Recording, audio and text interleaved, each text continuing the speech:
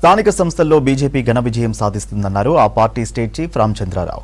అత్యధిక కార్యకర్తల బలం కలిగిన పార్టీ బీజేపీ అని తెలిపారు ఎంపీ రఘునందన్. బీఆర్ఎస్ది అధికారంలో ఉంటే ఓ మాట, ప్రతిపక్షంలో మరో మాట అని విమర్శించారు కేంద్ర మంత్రి కిషన్ రెడ్డి. బీఆర్ఎస్ లాగే కాంగ్రెస్ కూడా అప్పులు చేస్తోందని, ఫోన్ ట్యాపింగ్ చేస్తోందని ఆరోపించారు కేంద్ర మంత్రి బండి సంజయ్.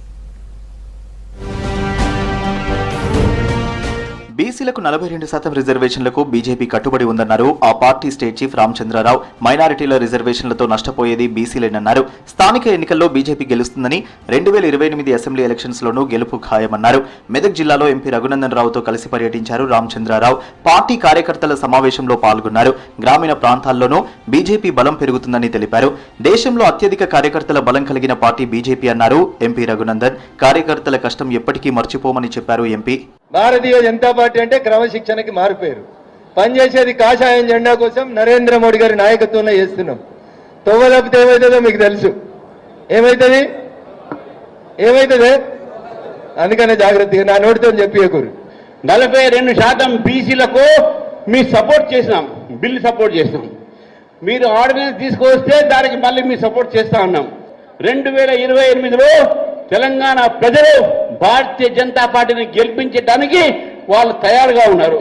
మనం తయారున్నామా అని ఒక్కసారి మనం ఆలోచించుకోవాలి. బీఆర్ఎస్ది అధికారంలో ఉన్నప్పుడు ఒక పాలసీ, ప్రతిపక్షంలో ఉన్నప్పుడు మరో పాలసీ అని విమర్శించారు కేంద్ర మంత్రి కిషన్ రెడ్డి. ఒకప్పుడు బేసిన్లు లేవు, భేషజాలు లేవన్నారని, ఇప్పుడు మాట మార్చారని ఆరోపించారు. తెలుగు రాష్ట్రాల మధ్య నీటి వివాదాలకు శాశ్వత పరిష్కారం ఇచ్చేలా కేంద్రం కృషి చేస్తుందని తెలిపారు. గోదావరి జలాలపై సీఎం రేవంత్ ఏదైనా కార్యాచరణ రూపొందించారా అని ప్రశ్నించారు. పనిగట్టుకుని తనపై నిందలు వేయడం తప్ప రేవంత్ రెడ్డి ఏమీ చేయడం లేదన్నారు కిషన్ రెడ్డి. ఈ 2 సంవత్సరాలు కావాల్స్తున్నది. ఇంకా మీరు దీనికి సంబంధించి ఈ యొక్క గోదావరి నీళ్లు ఏ రకంగా ఉపయోగించుకోవాలంటున్నారో ఏదైనా కార్యాచరణ ప్రణాళిక రూపొందించారా? ఎంతసేపు కిషన్ రెడ్డి ఏం చేశాడు, మోడీ ఏమి ఇచ్చాడు? ఉదయం లేస్తే సాయంకాలం వరకు కిషన్ రెడ్డి కేసీఆర్ ను సమర్థిస్తున్నాడు, కేసీఆర్ ను రక్షిస్తున్నాడు. అదే పడికట్టు పాదాలు, అబద్ధాల మీద అబద్ధాలు. గతంలో కేసీఆర్ కాళేశ్వరం పేరుతో మరి అనేక రకాలుగా మరి ఏ రకంగా అన్యాయం చేశారో మనకు తెలుసు. కాంగ్రెస్ బీఆర్ఎస్ లీడర్లు ఒకరిని ఒకరు తిట్టుకుంటూ డైవర్షన్ పాలిటిక్స్ చేస్తున్నారని ఆరోపించారు కేంద్ర మంత్రి బండి సంజయ్. గతంలో బీఆర్ఎస్ ప్రభుత్వం చేసినట్టుగానే ఇప్పుడు కాంగ్రెస్ ప్రభుత్వం అప్పులు చేస్తోందని విమర్శించారు. నీటి పంపకాల సమస్యపై 2 రాష్ట్రాల మధ్య గొడవలు వచ్చినప్పుడు కేంద్రం పెద్దన్న పాత్ర పోషిస్తుందన్నారు. కాంగ్రెస్ ప్రభుత్వం కూడా ఫోన్లు ట్యాపింగ్ చేస్తోందని ఆరోపించారు బండి సంజయ్. కాంగ్రెస్ వాళ్ళు బీఆర్ఎస్ తిడుతున్నారు, బీఆర్ఎస్ వాళ్ళు కాంగ్రెస్ తిట్టుకుంటారు. వీళ్ళ పద్ధతిగా ప్రజల దృష్టి మళ్లించడానికి ఒక ప్లాన్ ప్రకారం ఈ విధంగా వివరిస్తున్నారు. మీకు అధికారం ఇస్తే చిప్ప చేతికిచ్చి 6 లక్షల కోట్లు 7 లక్షల కోట్లు అప్పించి ఇలా అనుకునే పరిస్థితికి వస్తుంది.